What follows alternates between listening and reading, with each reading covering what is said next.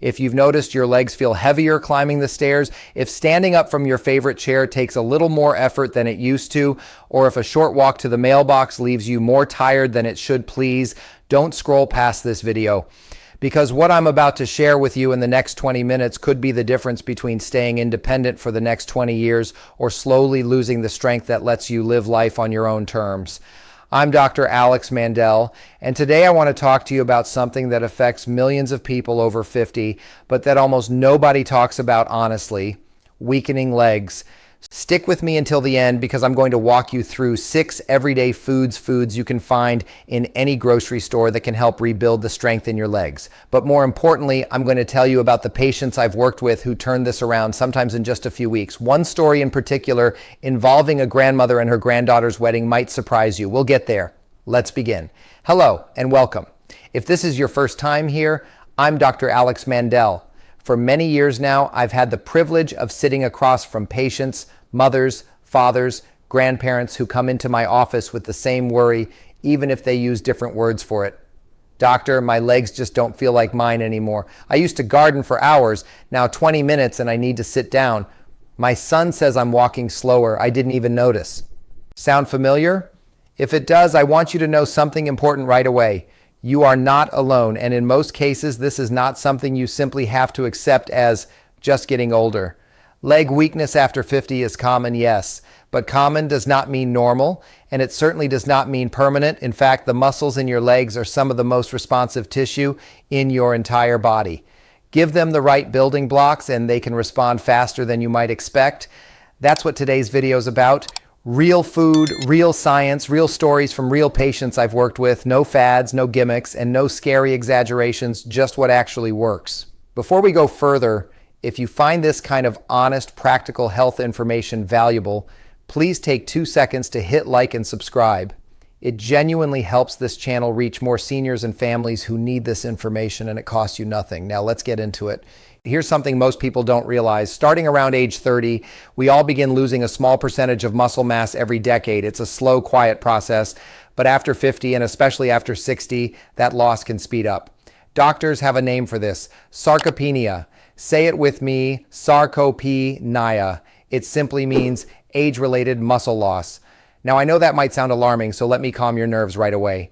Sarcopenia is not a disease you catch. It's not something that happens overnight, and it is absolutely something you can slow down, in many cases even reverse, with the right nutrition and a bit of movement.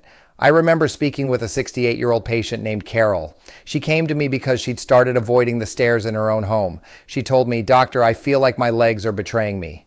That phrase stuck with me: betraying me. It captures something so many seniors feel, a sense that their own body is working against them. But here's what surprised Carol, and what might surprise you too. Her legs weren't betraying her. They were simply undernourished. Once we identified what was missing from her plate, and I'll tell you exactly what that was in a few minutes, things began to shift for her in a way she didn't expect. Before we get to Carol's full story, let's talk about the warning signs your body might already be sending you, because most seniors miss these completely. Here's a quick question for you, and I want you to really think about it. Have you noticed yourself using your arms to push up out of a chair when you never used to need to? That one small habit, pushing off the armrest, is one of the earliest and most overlooked signs of leg muscle weakness. Most people just think, "Oh, I'm just being extra careful," but often it's your legs quietly asking for help. Other early signs include feeling unsteady when you stand up quickly, needing to hold the railing on stairs you used to climb freely, feeling unusually tired after a short walk, noticing your legs feel wobbly by the end of the day. None of these means something is seriously wrong, but they are signals. And I always tell my patients, your body doesn't shout at you, it whispers first. This is your body whispering. I had a 72-year-old patient, I'll call him Walter, to protect his privacy, whose daughter first noticed something was changing before he did. She told me, "Dad used to walk the dog around the block twice. Now he says the dog isn't in the mood, but I think it's him."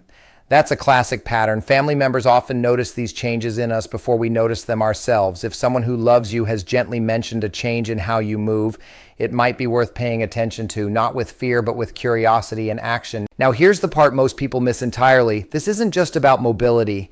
It's about independence. It's about being able to pick up your grandchild without worrying. It's about traveling without dreading the airport terminal. It's about staying in your own home instead of needing help for basic tasks. That's really what we're protecting here.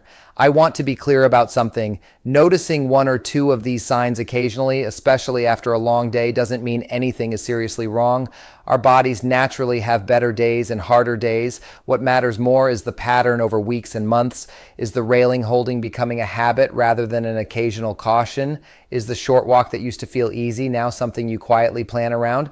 Those are the patterns worth paying attention to and worth mentioning to your doctor at your next visit, even if it feels like a small thing to bring up. So let's talk about what actually helps, because in just a moment I'm going to reveal food number 1, and it might already be sitting in your refrigerator right now. Before we get into the foods, let's clear up a myth I hear constantly in my office. Myth: muscle loss after 50 is inevitable and there's nothing you can do about it. Fact: while some muscle loss is a natural part of aging, research consistently shows that adequate protein intake combined with regular movement can significantly slow and in many cases partially reverse age-related muscle and strength loss. Your body doesn't stop responding to good nutrition just because you've had a birthday. It simply needs a little more support than it used to. Keep that in mind as we go through today's list. None of this is about turning back the clock completely. It's about giving your legs the tools they need to keep carrying you through the life you want to live. All right, let's get into the 6 foods. And stick around, because food number 4 surprised even me when I first learned about it through a patient's experience. The first food on our list is one of the simplest: eggs. Eggs are often misunderstood. For years, people were told to avoid them because of concerns about cholesterol, but current guidance from major health organizations recognizes eggs as a high-quality, affordable source of complete protein, meaning they contain all the essential building blocks your muscles need to repair and grow. Here's why that matters so much after 50. As we age, our bodies become slightly less efficient at using protein to build muscle. Researchers call this anabolic resistance. In plain terms, it means you may need a bit more protein at each meal than you did in your 30s just to get the same muscle building effect. I remember speaking with a 74-year-old patient named Dorothy who told me she'd been eating like a bird for years: a slice of toast for breakfast, a small salad for lunch. Her energy was low, and her legs, in her words, felt like they belonged to someone else. We made one simple change first: 2 eggs at breakfast most days of the week. Just that one adjustment, combined with a few other changes we'll discuss, made a noticeable difference within a matter of weeks. Eggs also contain vitamin D, which plays a surprisingly direct role in muscle strength, something we'll circle back to shortly, because it connects to food number 2 in a way that might surprise you. If eggs aren't part of your routine yet, even a modest addition, 1 or 2 a day, prepared however you enjoy them, can be a simple, low-cost first step. Quick reminder before we move on: if this information is helpful to you, please take a moment to like this video and subscribe to the channel. It helps us keep making content like this, and it helps more seniors and families find it. The second food is fatty fish, salmon, sardines, mackerel, or trout. I mentioned vitamin D a moment ago. Here's why it matters so much. Research has linked low vitamin D levels to increased muscle weakness and a higher risk of falls in older adults. And fatty fish is one of the few natural food sources rich in vitamin D, alongside providing omega-3 fatty acids, which some studies suggest may support muscle health and reduce inflammation that can interfere with muscle repair. I want to tell you about a patient whose story really stayed with me. Her name was Margaret, 71 years old, a widow who lived alone and loved her independence fiercely. Her son had been quietly worried about her for months. He noticed she'd stopped taking her evening walks. When he finally convinced her to see me, she admitted something she hadn't told anyone. She'd fallen twice in her kitchen and hadn't told her family because she didn't want them to worry, or worse, to suggest she move into assisted living. That fear, the fear of losing your home, your independence, your say in your own life, is one of the most common emotions I encounter in my practice. It's completely understandable, and it's exactly why addressing leg strength early matters so much. For Margaret, we found her vitamin D levels were lower than they should be, which is extremely common in older adults, especially those who spend less time outdoors. Along with guidance from her doctor on supplementation, we added fatty fish to her weekly meals. Twice a week became her goal. Combined with some gentle strength exercises her physical therapist recommended, Margaret's balance and confidence began improving over the following months. What happened next surprised her entire family. Margaret didn't just stabilize, she started walking her neighborhood again, this time with a friend she'd met at a community exercise class. Her son told me it was the first time in over a year he didn't worry every time his phone rang. That's the real goal here. Not just stronger legs on paper, but peace of mind for you and for the people who love you. Food number 3 is Greek yogurt, or dairy and General Milk, cottage cheese, kefir. Why does this matter for your legs specifically? Two reasons. First, Greek yogurt is packed with protein, often more than double what you'd find in regular yogurt. Second, dairy is one of the most reliable sources of calcium, which supports not just your bones, but the muscles that move them. Strong bones and strong muscles work as a team. When one is neglected, the other often struggles too. I had a patient, a 66-year-old man named Robert, who told me flatly, "Doctor, I don't do yogurt. That's not a man's food." I laughed with him, but I also gently explained, strength doesn't care what we think it should look like on a plate. We found alternatives that worked for him: a glass of milk with dinner, a handful of cottage cheese as a snack, small shifts consistently made. Here's a fact that surprises most of my patients. Studies suggest that spreading protein intake evenly across breakfast, lunch, and dinner rather than loading it all into one meal may be more effective for maintaining muscle in older adults. So a little dairy at breakfast alongside your eggs and a little more later in the day can genuinely add up. We're halfway through our list, but before we continue, I want to remind you, if you know someone whose legs have been giving them trouble, this video might be exactly what they need to see. Consider sharing it with them. And if you haven't already, please like and subscribe. It truly helps this channel continue creating trustworthy health content for seniors like you and your loved ones.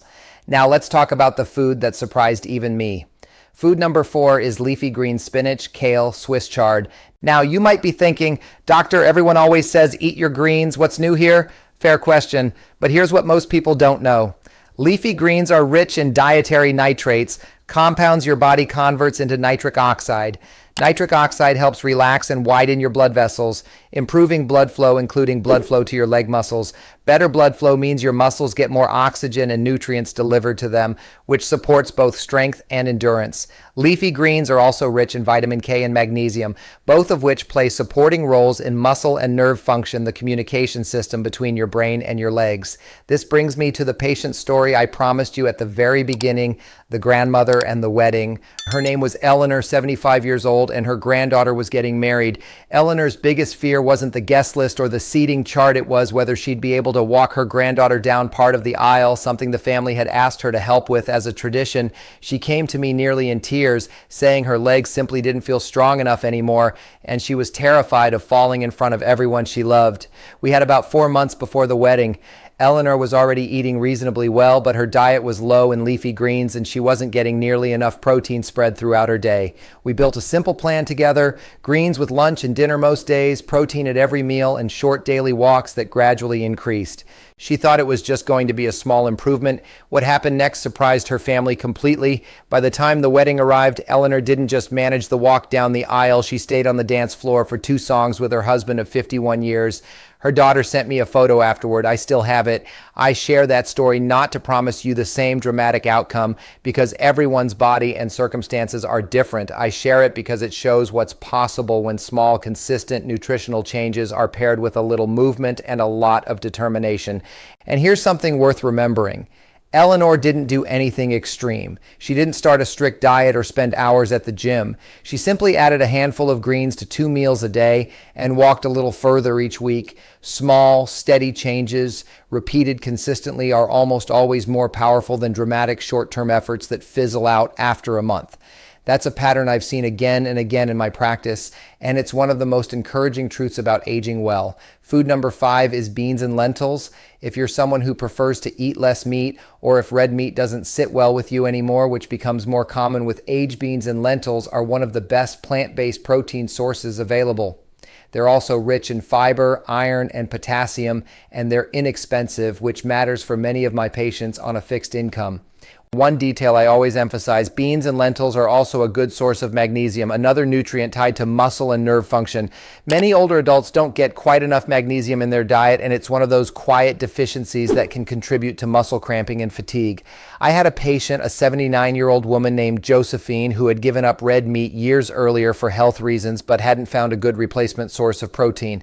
Her legs had grown noticeably weaker over about a year. Once we added lentil soups and bean-based dishes into her regular rotation foods she genuinely enjoyed, not foods she had to force down, her energy and strength began to recover steadily over the following months. A simple habit, even 1 serving of beans or lentils a day, added to a soup, a salad, or served as a side dish, can make a meaningful difference over time. And now food number 6, beets. Like leafy greens, beets are rich in dietary nitrates, and some research suggests beet juice or beets themselves may improve blood flow and exercise performance, even in older adults.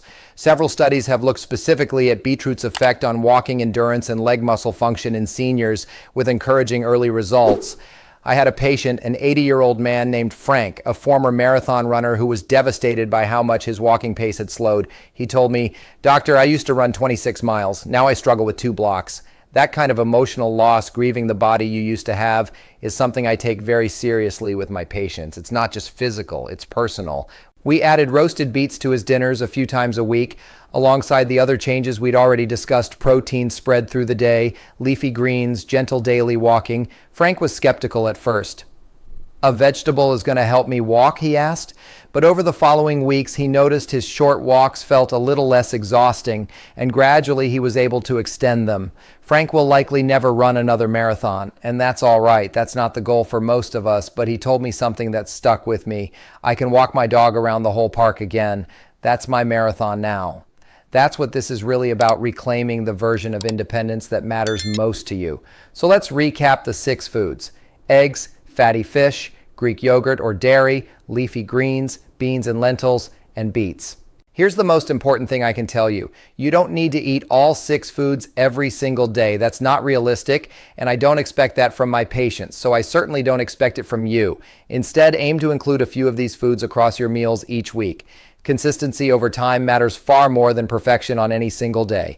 A few practical tips I give every patient. Try to include a source of protein at each meal: breakfast, lunch, and dinner, rather than saving it all for dinner.